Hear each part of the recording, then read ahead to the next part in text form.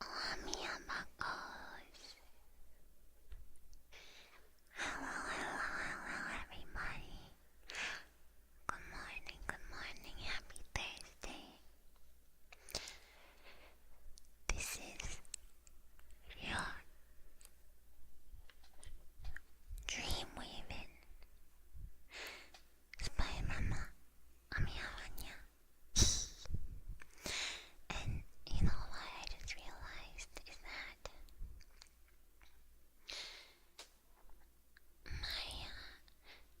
I messed up my chair a whole lot recently.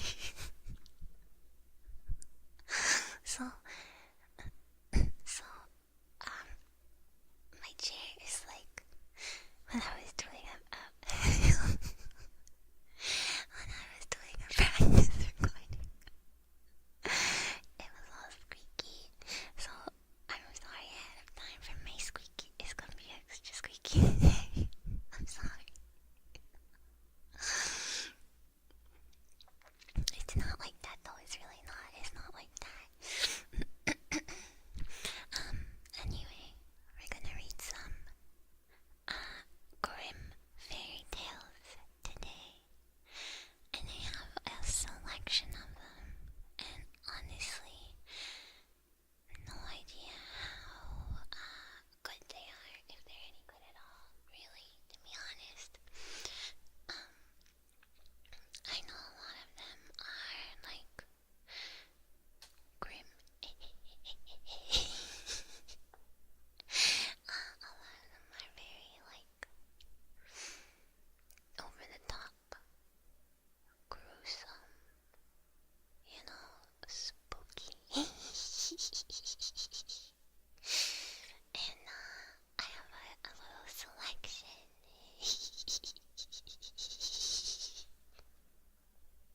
I'm sorry, I couldn't resist of ones that I thought sounded interesting, but I'm sorry if they're not, but at least you get to hear me whisper, right? I am all ready. I had my fan running when I was setting up, but now I'm no longer setting up, and I'm actually doing the thing, and it's so very hot. It's so hot in here. Yeah, I'm roasting. Okay, I'm steamed. And yet I have hot coffee, and I'm about to take a sip.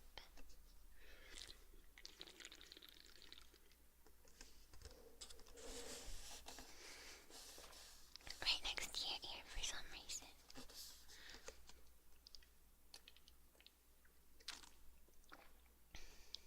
Because that makes for good ASMR.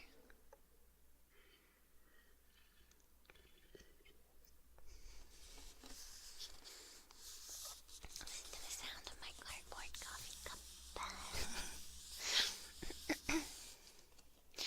No, you don't get legs stuck to chair noises today. See, normally what I do when I'm doing ASMR is I don't want the noise from the chair, so I would use my piano stool, which is like a pleather material. My normal chair is like fabric, but the piano stool is like pleather, so I stick to it big time. But I don't know, I guess I've just been forgetting to use that one, so I'm drinking the brain. More cardboard.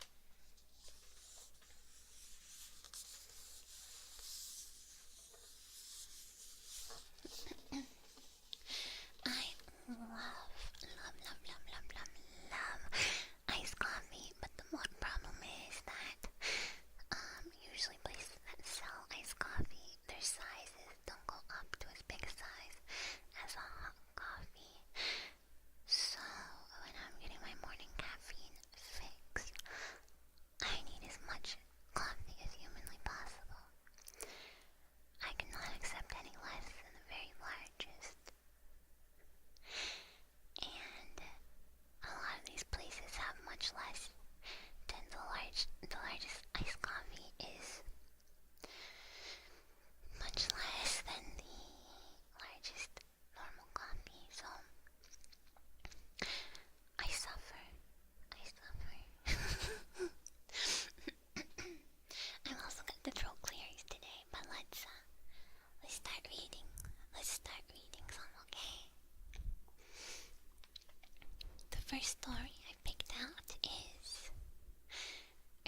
called? The 7 Ravens. There was once a man who had 7 sons, and still he had no daughter, however much he wished for one. At length, his wife again gave him hope of a child, and when it came into the world, it was a girl. Yeah, someone's eyeballs might get plucked out. Wait, hold on.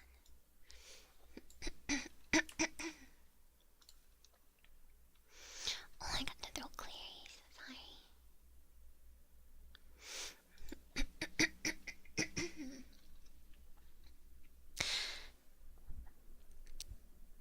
The joy was great, but the child was sickly and small, and had to be privately baptized on account of its weakness. The father sent one of the boys in haste to the spring to fetch water for the baptism. The other 6 went with him, and as each of them wanted to be the first to fill it, the jug fell into the well. There they stood and did not know what to do, and none of them dared go home. As they still did not return, the father grew impatient and said, "They have certainly forgotten it for some game, the wicked boys." He became afraid that the girl would have to die without being baptized, and in his anger cried, "I wish the boys were all turned into ravens." Hardly was the word spoken before he heard a whirring of wings over his head in the air, looked up, and saw 7 coal black ravens flying away.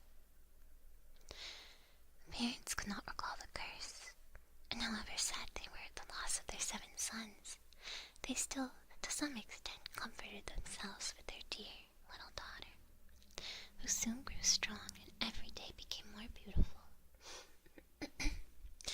For a long time, she did not know that she had brothers, for her parents were careful not to mention them before her. But one day, she accidentally heard some people saying of herself, "That girl was certainly beautiful, but in reality, she was to blame for the misfortune which had befallen her 7 brothers." Then she was much troubled, and went to her father and mother and asked if it was true that she had had brothers, and what had become of them. The parents now dared keep the secret no longer, but said what had befallen her brothers was the will of heaven, and that her birth had only been the innocent cause.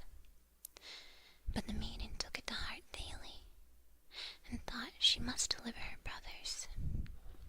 She had no rest or peace until she set out secretly, and went forth into the wide world. Sorry, I'm not laughing at this story. It's very sad. I'm laughing at my chair. I went forth into the wide world to trace out her brothers and set them free, let it cost what it might.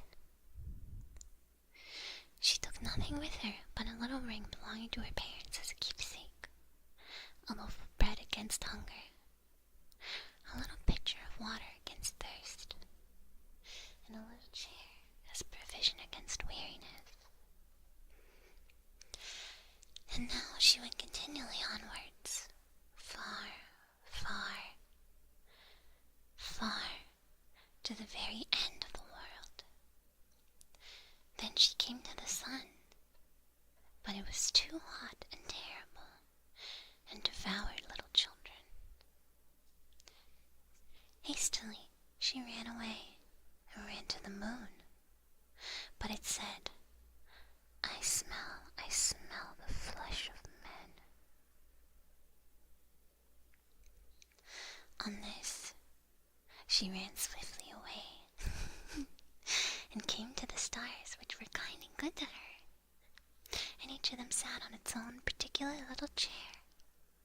But the morning star arose and gave her the drumstick of a chicken, and said, "If thou hast not that drumstick, thou canst not open the glass mountain, and in the glass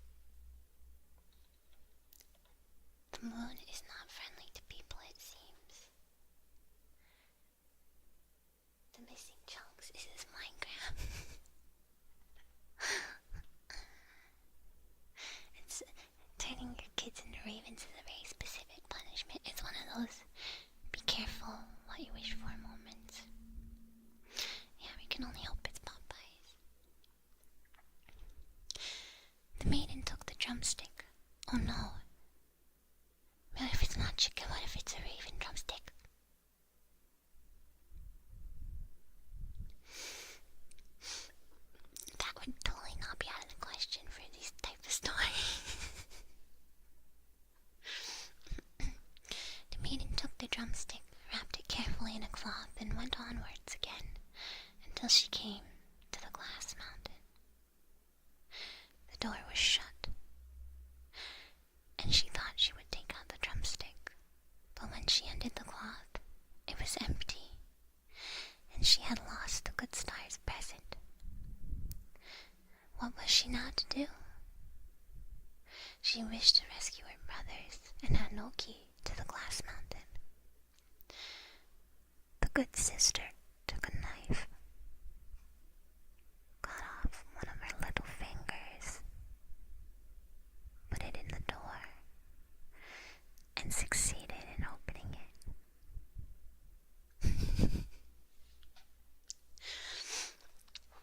When she had gone inside, a little dwarf came to meet her, who said, "My child, what are you looking for?"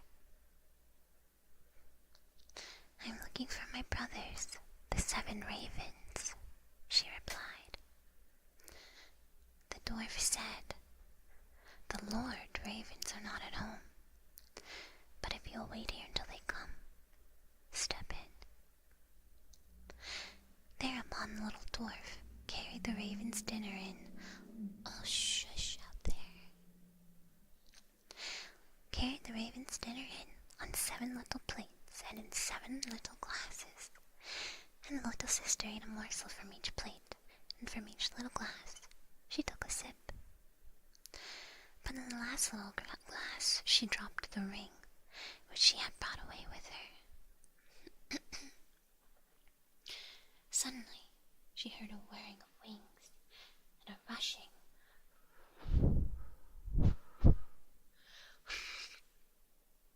through the air,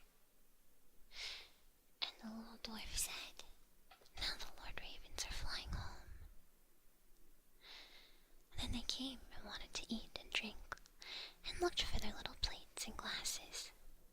Then said one after the other, "Who has eaten something from my plate?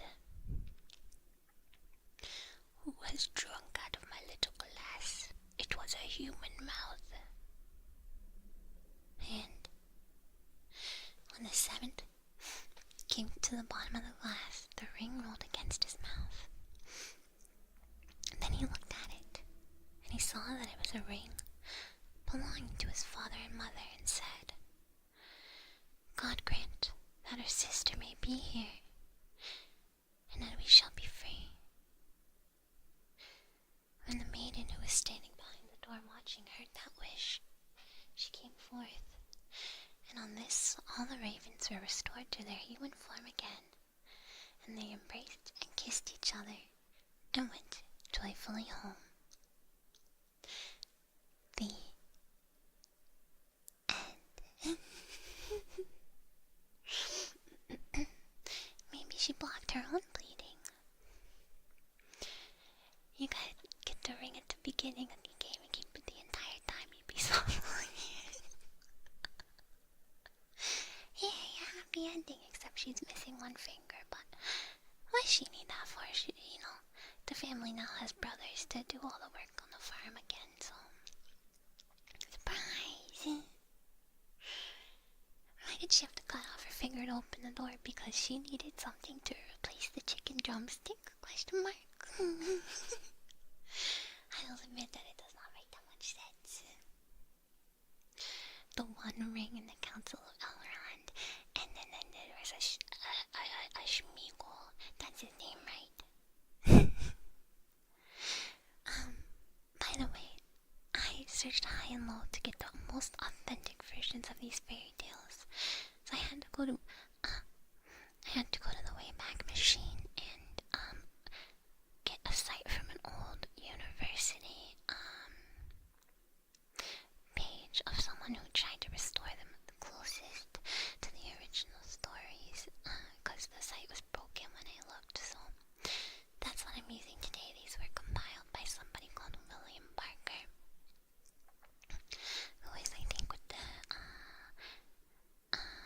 Memorial University of Newfoundland. The drumstick, that was just the key to get in. I don't know. The originals are in, I believe, German. Yeah.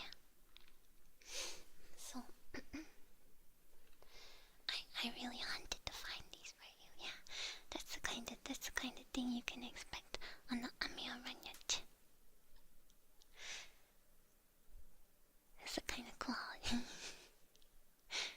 not really crystal skull vodka. I don't know about that, but they talk very funny there. Alright. The next story I have is a shorter one. And it's called The Singing Bone. Yeah, they say things like Lord Thunder and Jesus.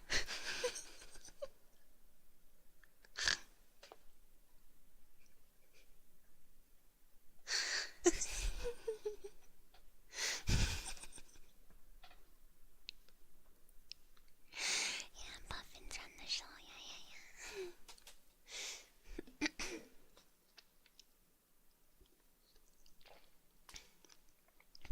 We found a new land, what should we call it? I got an idea, yeah, exactly. Yeah, Lord, you can't say Thunder and Jesus, you have to say Lord Thunder and Jesus. Alright, this story is called The Singing Bone. In a certain country, there was once a great lamentation over a wild boar that laid waste the farmers' fields, killed the cattle, and ripped up people's bodies with tusks. The king promised a large reward to anyone who would free the land from this plague. But the beast was so big and strong, no one dared to go near the forest in which it lived.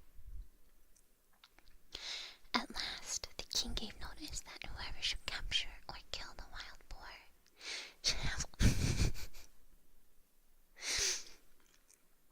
Stop trying to make me laugh. Should have his only daughter to wife.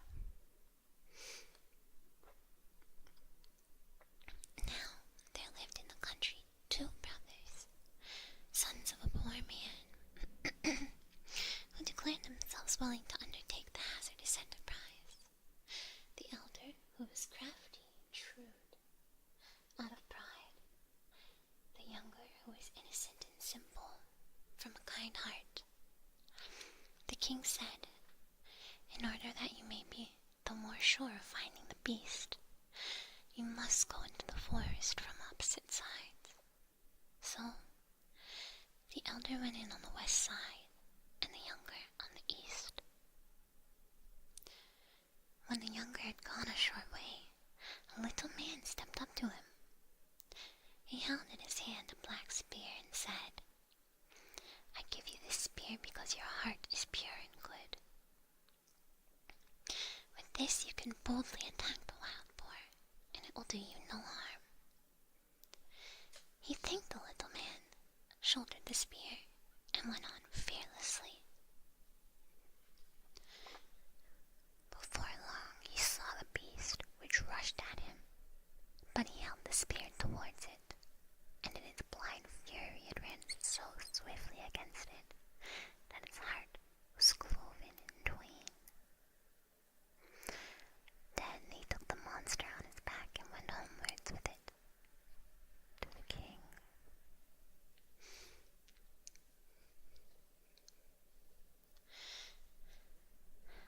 What does in twain mean? Cloven in twain. He ran it so swiftly against his heart that it was cloven in twain. Split in half. I don't know. Oh, like a cloven hoof. Thank you guys. No, it's not the spice. It's like a cloven hoof. Cleaved in half. Alright. It's like cleaved it in half. What? As he came out the other side of the wood, there stood at the entrance a house where people were making merry with wine and dancing.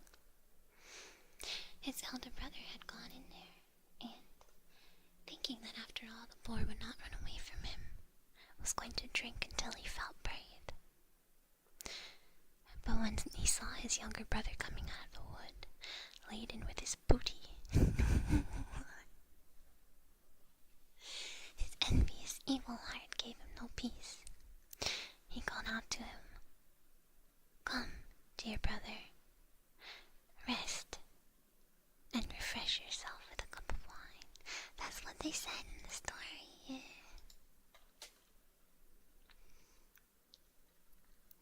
That's what they said in the story.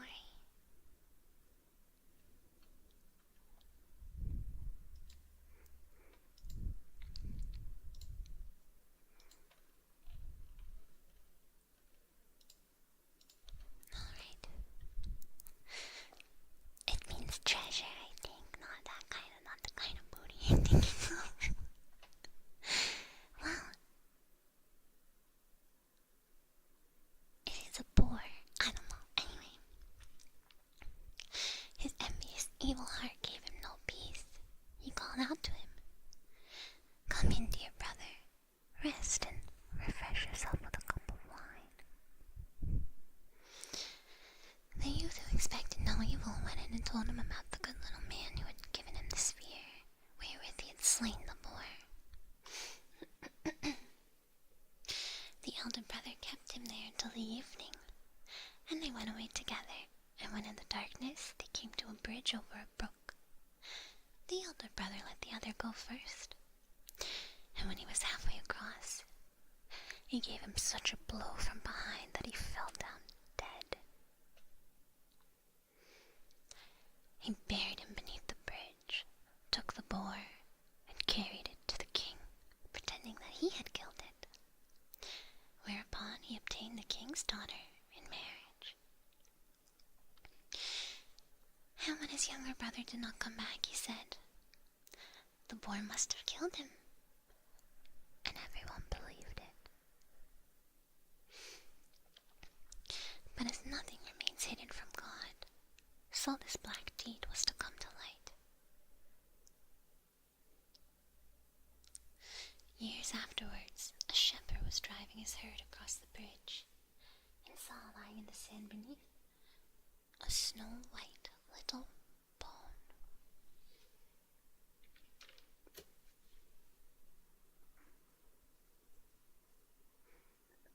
I have a bone.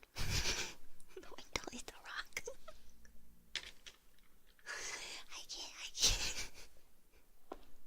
I can't let this go on.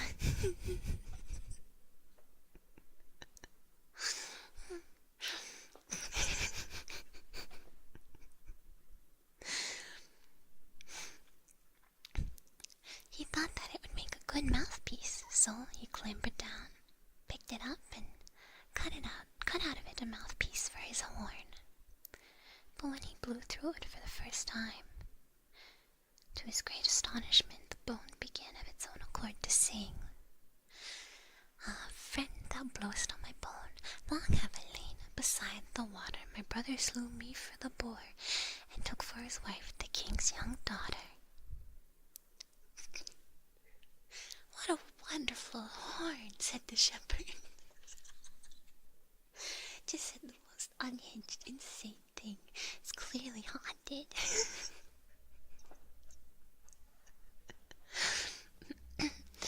It sings by itself. I must take it to my lord, the king.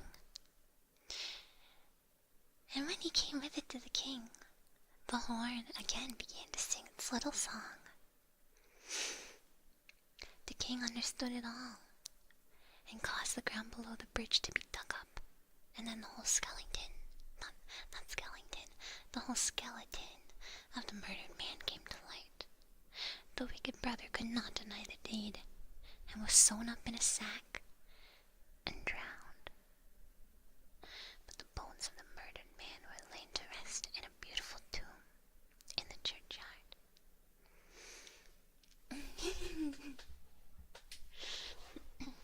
Yeah, skeleton makes it better. This will go great with my shepherd's crock that foretells the end of days. I would not be stoked with that horn. I'd be like, this is a relic of the Fae. I cannot keep this. Ghost bone flute start telling you a tale of a murder. You better start running. Yeah, that thing's haunted. That thing's cursed. You want a haunted flute? Oh my god. A helicopter? At this time of day? And this time of year? Localized entirely in my streaming room? You don't want a haunted flute. You don't know what you're bargaining for with that one. Okay. Can you see the helicopter? No.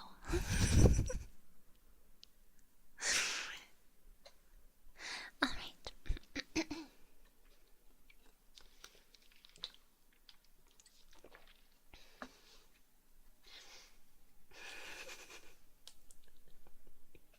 Why is this so silly? It's supposed to be comfy storytelling time and it's nothing but silliness.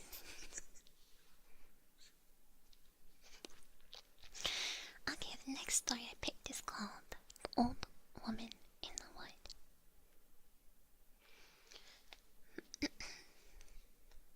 A poor servant girl was once traveling with the family when she was in service through a great forest, and when they were in the midst of it, robbers came out of the thicket and murdered all they found. All perished together except the girl, who had jumped out of the carriage in a fright and hidden herself behind a tree. When the robbers had gone away with their booty, she came out and beheld a great disaster. Then she began to weep bitterly and said, "What can a poor girl like me do now? I do not know how to get out of the forest. No human being lives in it, so I must certainly starve." She walked about and looked for a road, but could find none. Yeah, she should become a VTuber. She'd be a big hit with that lore. When it was evening, she seated herself under a tree, gave herself into God's keeping, and resolved to sit waiting there, and not go away, let what might happen. When, however, she had sat there for a while, a white dove came flying to her with a little golden key in its mouth. It put the little key in her hand and said, "Dost thou see that great tree? Therein is a little lock. It opens with a tiny key, and there thou wilt find food enough and suffer no more hunger." Then she went to the tree and opened it, and found milk in a little dish, and white bread to break into it, so that she could eat her fill. When she was satisfied, she said, "It is now time when the hens at home go to roost. I am tired, so I could go to bed too."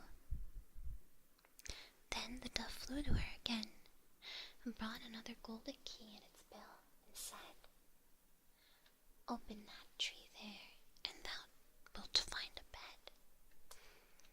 She opened it and found a beautiful white bed, and she prayed God to protect her during the night, and lay down and slept. In the morning the dove came for the third time, and again brought a little key and said, "Open that tree there, and thou wilt find clothes."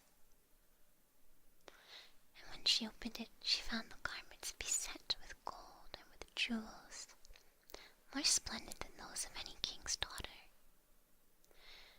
So she lived there for some time, and the dove came every day and provided her with all she needed, and it was a good, quiet life. Yes, inside you'll find your gaming PC and an iPhone and VTube Studio. However, the dove came and said, "Wilt thou do something for my sake?" "With all my heart," said the girl. Then said the little dove, "I will guide thee to a small house. Enter it, and inside it an old woman will be sitting by the fire and will say, 'Good day.' But on thy life give her no answer. Let her do what she will, but pass by her on the right side. Further on there is a door, which open, and thou wilt enter into a room with quantity of rings of all kinds are lying, amongst which are some magnificent ones with shining stones.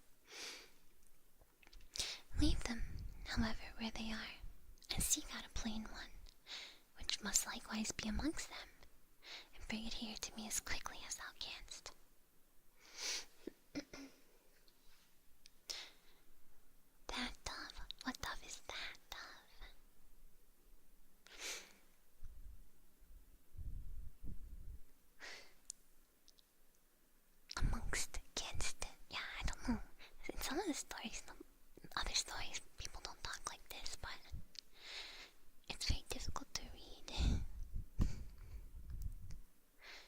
The girl went to the little house and came to the door.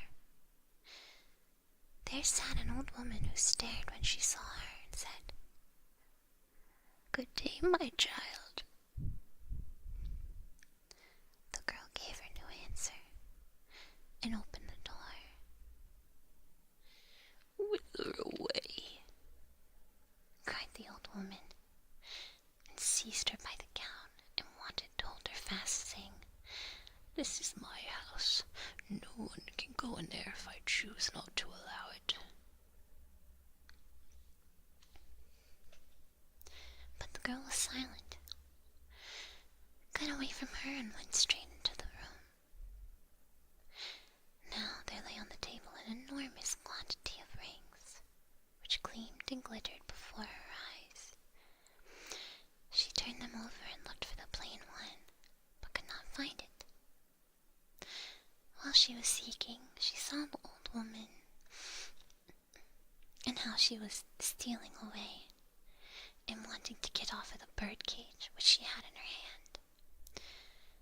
So she went after her and took the cage out of her hand, and when she raised it up and looked into it, a bird was inside which had a plain ring in its bill. Then she took the ring and ran quite joyously home with it, and thought the little white dove would come and get the ring. But it did not. Then she leaned against a tree and determined to wait for the dove. And as she thus stood, it seemed just as if the tree was soft and pliant, and was letting its branches down. And suddenly, the branches twined around her.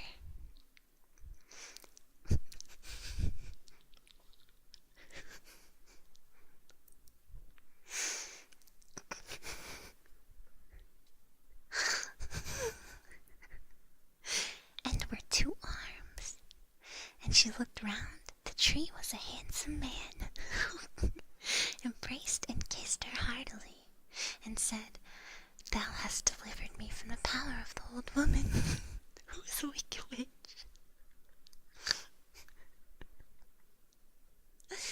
Who is a wicked witch? She had changed me into a tree. Every day for 2 hours, I was a white dove, and so long as she possessed the ring, I could not regain my human form. Then his servant and his horses, who had likewise been changed into trees, were freed from the enchantment also, and stood beside him. And he led them forth to his kingdom, for he was a king's son, and they married and lived happily.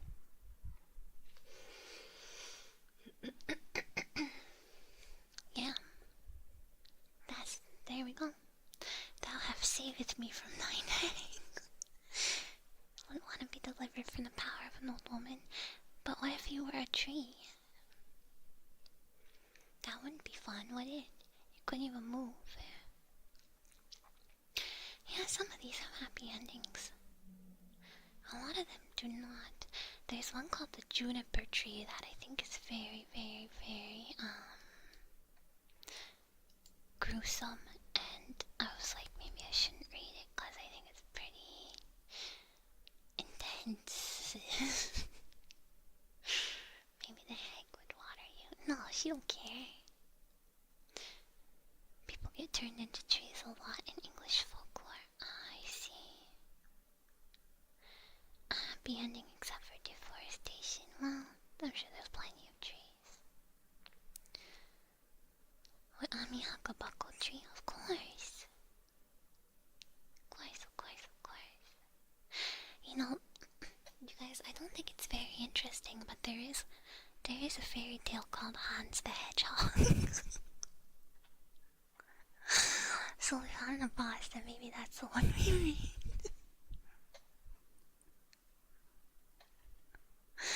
Sheltering on me from the sun as she reads a book. Oh, that's so cute.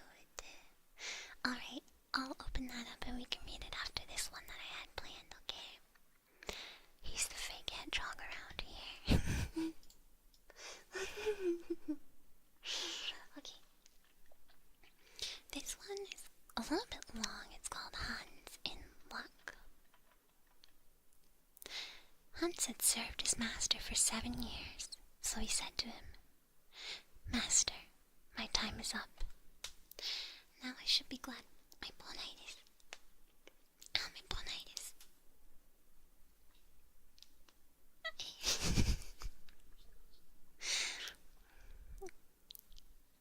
Now I should be glad to go back home to my mother. Give me my wages."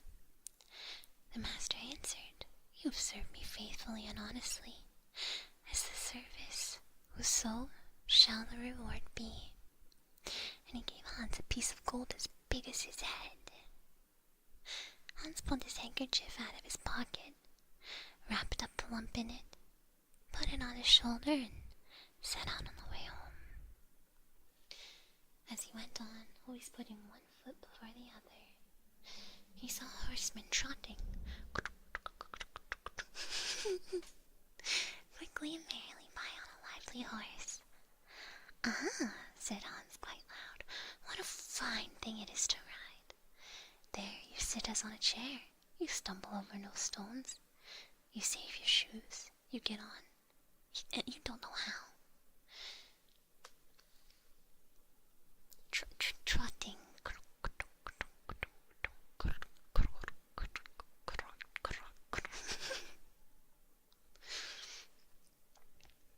The rider, who had heard him, stopped and called out, "Hullo! Hans, why do you go on foot then?" "I must," answered he, "for I have this lump to carry home. It is true that it is gold, but I cannot hold my head straight for it, and it hurts my shoulder." "I'll tell you what," said the rider. "We will exchange. I will give you my horse, and you can give me your lump." "With all my heart," said Hans, "but I can tell you, you will have to crawl along with it." The rider got down, took the gold, and helped Hans up. Then gave him the bridle tight in his hands and said, "If you want to go at a really good pace, you must click your tongue and call out, 'Jup, jup.' Horse girls, is this true?" "You must click your tongue and call out, 'Jup, jup.'"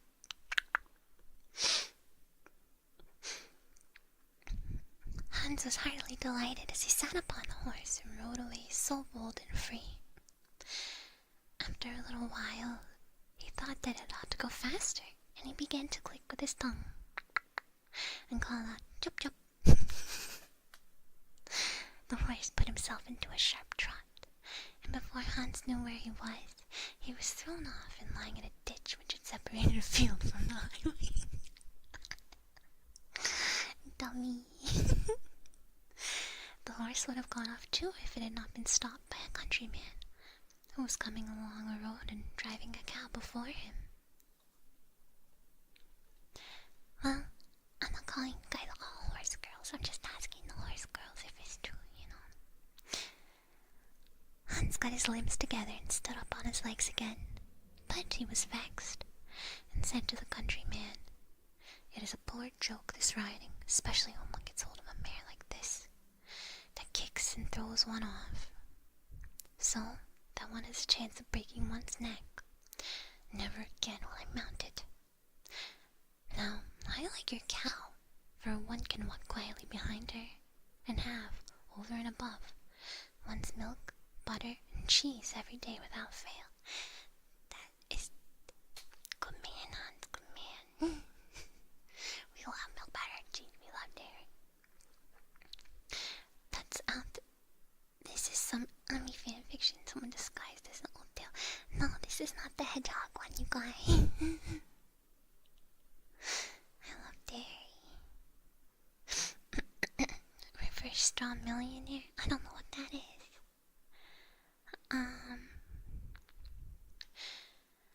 What would I not give to have such a cow?" "Well," said the countryman, "if it would give you so much pleasure, I do not mind giving the cow for the horse." Hans agreed with the greatest delight, The countryman jumped upon the horse and rode quickly away. Hans drove his cow quietly before him and thought over his lucky bargain. If only I have a morsel of bread, and that can hardly fail me. I can eat butter and cheese with it as often as I like. If I am thirsty, I can milk my cow and drink the milk. Good heart, what more could I want? Oh, it's trading up and this is backwards.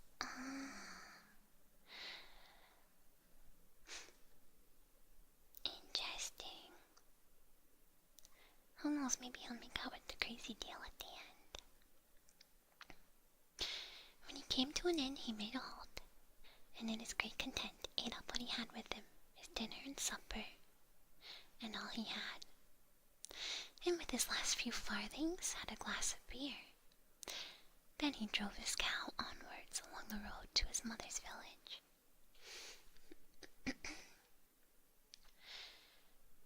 As it drew nearer midday, the heat was more oppressive, and Hans found himself upon a moor which took about an hour to cross. He felt it very hot, and his tongue clave to the roof of his mouth with thirst. Sorry, that's cool.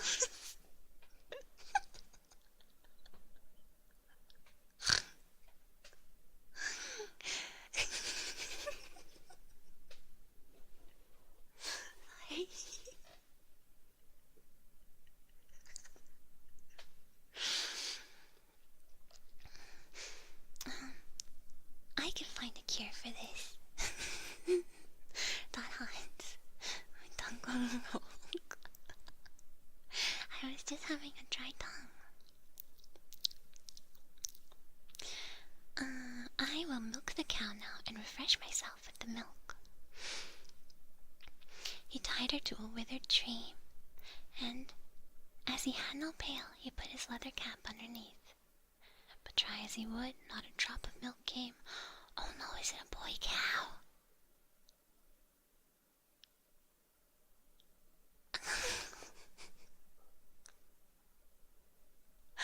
And as he set himself to work in a clumsy way, the impatient beast at last gave him a blow on the head with its hind foot, and he fell on the ground, and for a long time could not think where he was. By good fortune, a butcher just then came along the road with a wheelbarrow in which lay a young pig. They only give milk after getting pregnant. Oh, okay, it's just like mammals. I guess they are mammals.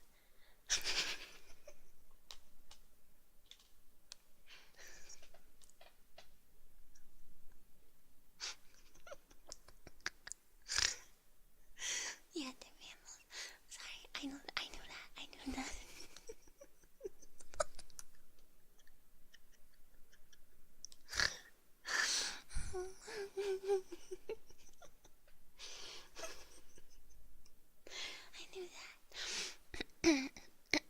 What I meant to say was, never mind. They have so much in common with mammals, it's crazy. The live birth and the milk, and then that's such a weird coincidence.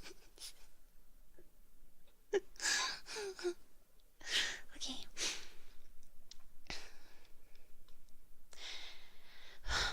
By good fortune, a butcher this then came along a road with a wheelbarrow in which lay a young pig. What sort of trick is this? Cried he, and helped the good Hans up. Hans told him what had happened. The butcher gave him a flask and said, "Take a drink and refresh yourself. The cow will certainly give no milk. It is an old beast, and at the best is only fit for the plough, or for the butcher." Ah, so it's the opposite. Well, said Hans, as he stroked his hair down on his head. Who would have thought? Certainly it is a fine thing where one can kill a beast like that at home.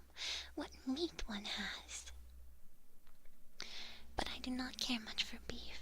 It is not juicy enough for me. A young pig like that, now is the thing to have. It tastes quite different. And then there are the sausages.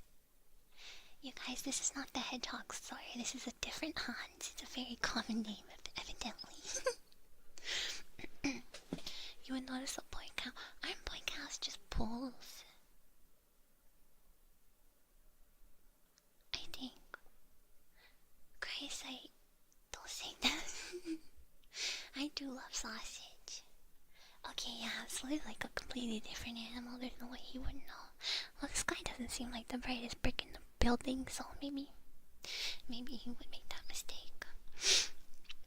It's short for Johans. Oh, so there's lots of people named that in this fairy tale universe, which is just Europe, I think. Harky, Hans, said the butcher. Out of love for you, I will exchange, and I will let you have the pig for the cow.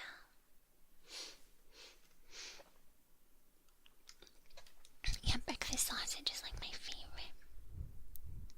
Heaven repay you for your kindness, said Hans, as he gave up the cow, whilst the pig was unbound from the barrel, and the cord by which it was tied was put in his hand. Hans went on, and thought to himself how everything was going just as he wished. Hans, you're a fool. If he did meet with any vexation, it was immediately set right. Presently there joined him a lad who was carrying a fine white goose under his arm. They said good morning to each other, and Hans began to tell of his good luck, and how he had always made such good bargains. You guys, this is not the hedgehog story. It's a different... it's a different story. This is Hans in luck, and next we're going to read Hans the Hedgehog. It's true, this is like an episode of The Simpsons. The boy told him that he was taking the goose to a christening feast. Just lift her, added he, and laid hold of her by the wings. How heavy she is! She's been fattened up for the last 8 weeks. Whoever has a bit of her when she is roasted will have to wipe the fat from both sides of his mouth. Yes, said Hans, as he weighed her with one hand. She is a good weight, but my pig is no bad one. Meanwhile, the lad looked suspiciously from one side to the other, and shook his head. Look here, he said at length. It may not be all right with your pig, but in the village through which I passed, the mayor himself had just had one stolen out of his sty. I fear that you've gotten hold of it there. They may have sent out some people, and it would be bad business if they caught you with the pig. At the very least, you would be shut up in the dark hole. The good Hans was terrified. Goodness, he said, help me out of this fix. You know more about this place than I do. Take my pig and leave me with your goose. I shall risk something at that game, answered the lad. But I will not be the cause of your getting into trouble. So he took the cord in his hand and drove away the pig quickly along a bypath. The good Hans, free from care, went homewards with the goose under his arm.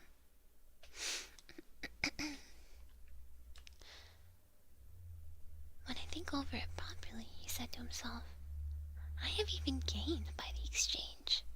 First there's a good roast meat, then the quantity of fat which will drip from it, which will give me dripping for my bread for a quarter of a year.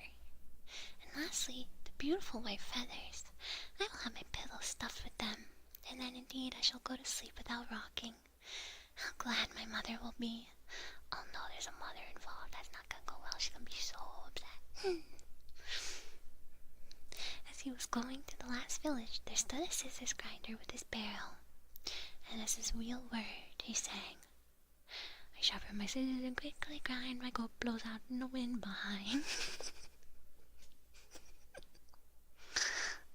Hans stood still and looked at him. At last he spoke to him and said, All's well with you? As you were so merry with your grinding. Yes, answered the scissors grinder. The trade has a golden foundation. A real grinder is a man who often who, as often as he puts his hand into his pocket, finds gold in it. But where did you buy that fine goose? I did not buy it, but exchanged my pig for it. And the pig? That I got for a cow. And the cow? I took that instead of a horse. And the horse? For that I gave a lump of gold as big as my head. And the gold? Well, that was my wages for 7 years' service.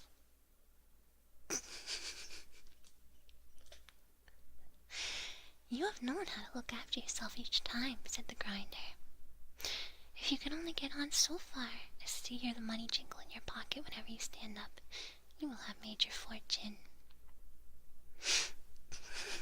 Poor guy. That's not really a good deal, no. It's not a good deal. Yeah, salute to old Hans here. He's not very bright. Imagine the look on this other guy's face. I think he's about to swindle him too. You must be a grinder, as I am. Oh wait, how shall I manage that? Said Hans. You must be a grinder, as I am. Nothing particular is wanted for it but a grindstone. The rest finds itself. I have one here. It's certainly a little worn, but you need not give me anything for it but your goose. Will you do it? How can you ask? Answered Hans. I shall be the luckiest fellow on earth. If I have money whenever I put my hand in my pocket, what need I trouble about any longer? And he handed him the goose and received the grindstone in exchange. Now, said the grinder, as he took up an ordinary heavy stone that lay by him. Here is a strong stone for you into the bargain. You can hammer well upon it. Straighten your old nails. Take it with you and keep it carefully. Hans loaded himself up with the stones and went on with a contented heart. His eyes shone with joy. I must have been born with a call, he said. Everything happens to me, just as if I were a Sunday child. What a freaking haul. Yeah, his mom's gonna say that's a bad one. Meanwhile, as he'd been on his legs since daybreak and began to feel tired, hunger also tormented him. For his joy at the bargain by which he got the cow eaten up all his store of food at once. At last he could only go out under great trouble and was forced to stop every minute. The stones, too, weighed him down dreadfully, and he could not stop thinking how nice it would be if he had not to carry them just then. Grinder went, oh, seersucker, here, have some rocks. He crept like a snail well into a field, where he thought that he would rest and refresh himself with a cool draught of water. Draught of water. But in order that he might not injure the stones in sitting down, he laid them carefully by his side on the edge of a well. Then he sat down on it and was to stoop and drink. And when he made a slip, pushed against the stones, and both of them fell into the water.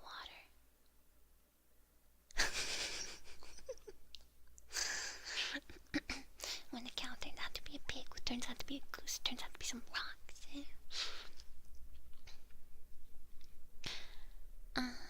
When Hans saw them with his own eyes sinking to the bottom, he jumped for joy.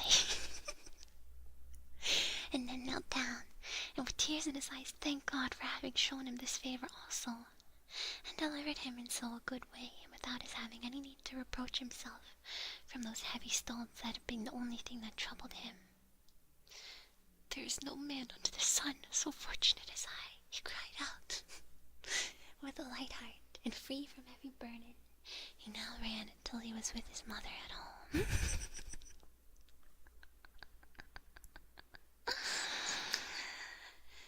Oh my God. What a fool. What a fool you are, Hans.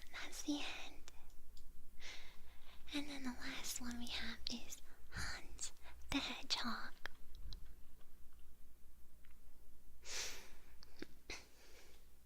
So just one more. This one's kind of short.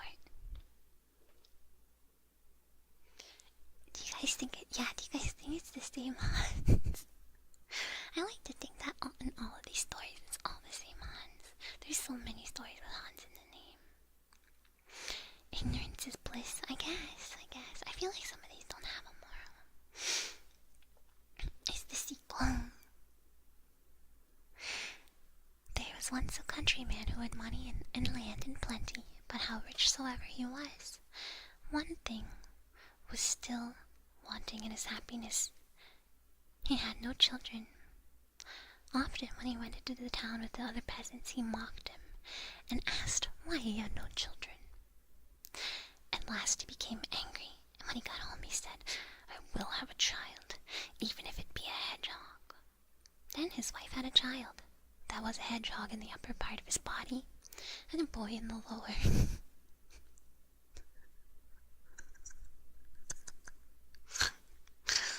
And when she saw the child, she was terrified and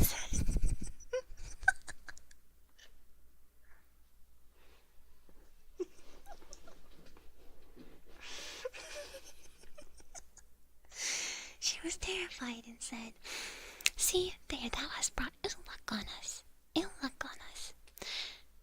Then said the man, "What can be done now?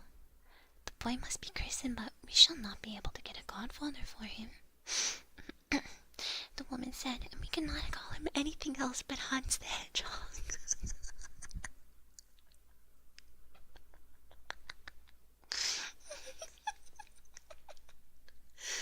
Why?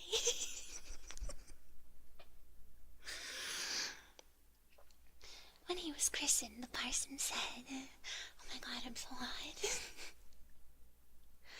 He cannot go into any ordinary bed because of his spikes. So a little straw was put behind the stove, and Hans the Hedgehog was laid on it. His mother could not suckle him, for he would have pricked her with his quills. So he lay there behind the stove for 8 years. And his father was tired of him and thought, if he would but die. He did not die, however, but remained lying there. Now it happened that there was a fair in the town, and the peasant was about to go to it and asked his wife what he should bring back with him for her. "A little meat and a couple of white rolls, which are wanted for the house," said she. I'm sorry, I hiccuped. Then he asked the servant, and she wanted a pair of slippers and some stockings with clocks. At last he said also, "And what wilt thou have, Hans my Hedgehog?" Aw, he's being nice. Aw, even though he was terrible to him before. "Dear father," he said, "do bring me bagpipes." When, therefore, the father came home again, he gave his wife what he had bought for her, meat and white rolls. And then he gave the maid the slippers and the stockings with clocks. And at last he went behind the stove and gave Hans the Hedgehog the bagpipes. And when Hans the Hedgehog had the bagpipes, he said, "Dear father, do go to the forge and get the cock shod, and then I will ride away and never come back again." On this, the father was delighted to think he was going to get rid of him. Oh, poor Hans. And had the cock shod for him, and when it was done, Hans the Hedgehog got on it and rode away, but took swine and asses with him, which he intended to keep in the forest.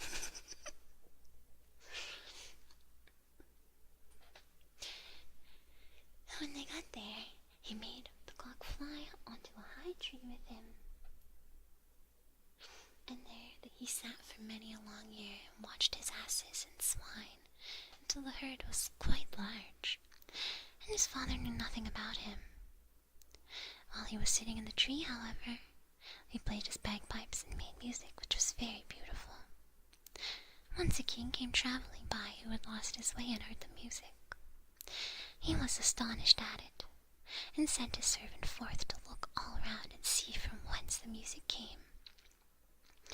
He spied about, but saw nothing but a little animal sitting aloft on the tree, which looked like a clock with a hedgehog on it, which made this music.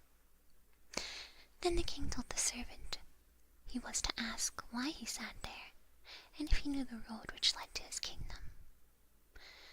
So Hans the Hedgehog descended from the tree and said he would show the way if the king would write a bond and promise him whatever he first met in the royal courtyard as soon as he arrived home. The king thought, I can easily do that. Hans the Hedgehog understands nothing, and I can write what I like. The bagpipe for his song.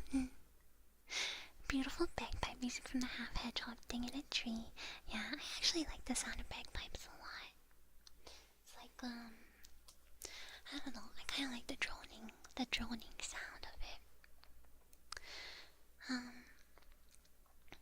So the king took pen and ink and wrote something. And when he had done it, Hans the Hedgehog showed him the way, and he got safely home. But his daughter, when she saw him from afar, was so overjoyed that she ran to meet him and kissed him.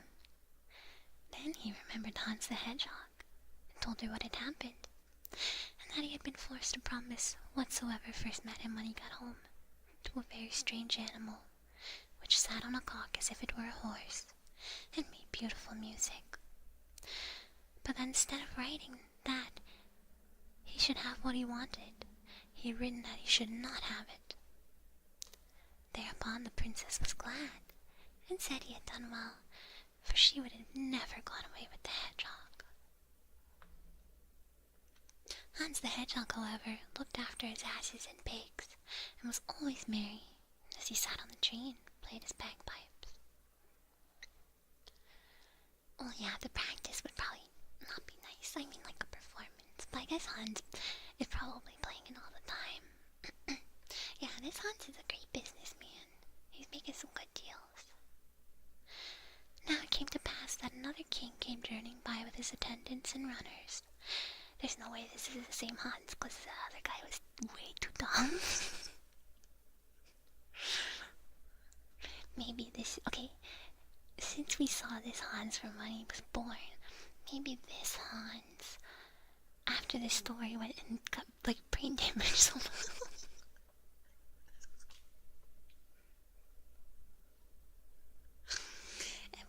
To work for 7 years and then came back. And all that stuff happened. The other Hans lost his bagpipes down a while. They were rocks, but yes. Another king came journeying with his attendants and runners, and he had also lost his way, and did not know how to get home again because the forest was so large. He likewise heard the beautiful music from the distance, and asked his runner what that could be, and told him to go see. Then the runner went under the tree and saw the cock sitting on the top of it, and Hans the Hedgehog on the cock. The runner asked him what he was about up there. I am keeping my asses and my pigs, but what is your desire? The messenger said that they had lost their way and cannot get back into their own kingdom, and asked if he would show them the way. Then Hans the Hedgehog got down the tree and got down the tree with the cock, and told the aged king that he would show him the way if he would give him for his own whatsoever first met him at the front of his royal palace. The king said yes, and wrote a promise to Hans the Hedgehog that he should have this. That done, Hans rode on before him on the cock and pointed out the way, and the king reached his kingdom again in safety. When he got to the courtyard, there were great rejoicings. Now, he had an only daughter who was very beautiful. She ran to meet him, threw her arms round his neck, and was delighted to have her old father back again. She asked him where in the world he had been so long. So he told her how he had lost his way, and had very nearly not come back at all, but that as he was traveling through a great forest, a creature, half hedgehog, half man, who was sitting astride a cock in a high tree, and making music, had shown him the way and helped him to get out. But that in return, He had promised him whatsoever first met him in the royal courtyard, and now that was she herself, which made him unhappy now. But on this she promised that, for the love of her father, she would willingly go with this Hans, if he came. Hans has a good grip going with the forest that keeps capturing lost kings. that's part 3. Oh no, that's in between this and the Lucky Hans or whatever. Hans the Hedgehog, however, took care of his pigs, and the pigs multiplied until they became so many in number that the whole forest was filled with them. Then Hans the Hedgehog resolved not to live in the forest any longer, and sent word to his father to have every sty in the village emptied, for he was coming with such a great herd that all might kill who wished to do so. When his father heard that, he was troubled, for he thought Hans the Hedgehog had died long ago. Hans the Hedgehog, however, seated himself on the cock, and drove the pigs before him into the village, and ordered the slaughter to begin. Ha! But there was a killing and a chopping that might have been heard 2 miles off. After this, Hans the Hedgehog said, "Father, let me have the cock shot once more at the forge, and then I will ride away, and never come back as long as I live." Then the father had the cock shot once more, and was pleased that Hans the Hedgehog would never return again. Hans the Hedgehog rode away to the first kingdom. There the king had commanded that whosoever came mounted on a cock that had bagpipes with him should be shot at, cut down, or stabbed by everyone, so that he might not enter the palace. When, therefore, Hans the Hedgehog came riding thither, they all pressed forward against him with their pikes. But he spurred the cock, and it flew up over the gate in front of the king's window and lighted there.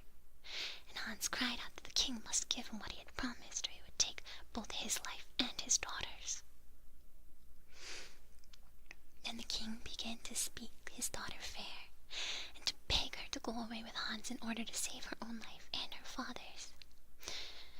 So she dressed herself in white, and her father gave her a carriage with 6 horses and magnificent attendants together, with gold and possessions. She seated herself in the carriage and placed Hans the Hedgehog beside her with the cock and the bagpipes, and then they took leave and drove away, and the king thought he should never see her again. He was, however, deceived in his expectation, for when they were at a short distance from the town, Hans the Hedgehog took her pretty clothes off and pierced her with his hedgehog skin until she bled all over. "That is a reward of your falseness," said he. "Go your way, I will not have you." And on that he chased her home again, and she was disgraced for the rest of her life. Hans the Hedgehog, however, rode on further on the cock, with his bagpipes, to the dominions of the second king, who he had shown the way. This one, however, had arranged that if anyone resembling Hans the Hedgehog should come, they were to present arms, give him safe conduct, cry long life to him, and lead him up to the royal palace. But when the king's daughter saw him, she was terrified, for he looked quite too strange. She remembered, however, that she could not change her mind, for she had given her promise to her father. So Hans the Hedgehog was welcomed by her and married to her, and had to go with her to the royal table, and she seated herself by his side, and they ate and drank. When the evening came and they wanted to go to sleep, she was afraid of his quills, but he told her she was not to fear, for no harm would befall her. And he took the old king that he was to appoint 4 men to watch by the door of the chamber and light a great fire. And when he entered the room and was about to go to bed, he would creep out of his hedgehog skin and leave it lying there on the bedside. And the men were to run nimbly to it, throw it in the fire, and stay by it until it was consumed. When the clock struck 11, he went into the chamber, stripped off the hedgehog skin, and left it lying by the bed. Then came the men and fetched it swiftly and threw it in the fire. And when the fire had consumed it, in bed in human form, but it was coal black as if he had been burnt. The king sent for his physician, who washed him with precious salves and anointed him. And he was a handsome young man. When the king's daughter saw that, she was glad. In the morning they arose so joyfully, ate and drank, and the marriage was properly solemnized, and Hans the Hedgehog received the kingdom from the aged king. When several years had passed, he went with his wife to his father and said that he was his son. The father, however, declared he had no son. He had never had but one, and he had been born like a hedgehog with spikes, and had gone forth into the world. Then Hans made himself known, and the old father rejoiced, and went with him to his kingdom. My tale is done, and away it has run to little August's house. Yeah, he went from Sonic to Shadow to, I guess, back to Sonic again. I don't know. I can't believe he took off his skin. He could just do that. Maybe he needed people around him to burn it. And that was, yeah, how interesting, huh? Now he's just a dude. He was just an asylum.